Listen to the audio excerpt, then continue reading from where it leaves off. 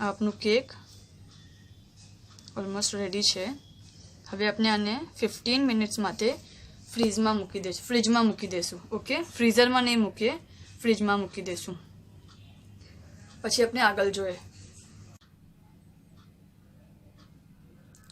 આપણે આને 15 મિનિટ્સ ફ્રીજમાં મૂકેલું બરાબર. હવે આપણે આના પર આઈસિંગ કરશું.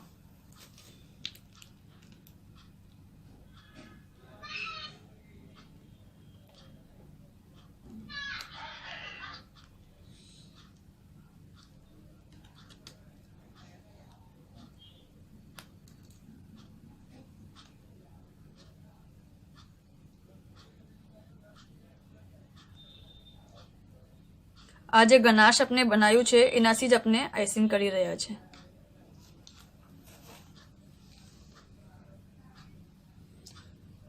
આપનું ચોકલેટ ટ્રફલ કેક રેડી છે. આપને हमारा वीडियो पसंद आवे तो ज़रूर लाइक અને શેર કરજો. ઓલ્સો આપ બનાવો તો આપનું એક્સપિરિયન્સ हमारे સાથે ज़रूर શેર કરજો. શુક્રન.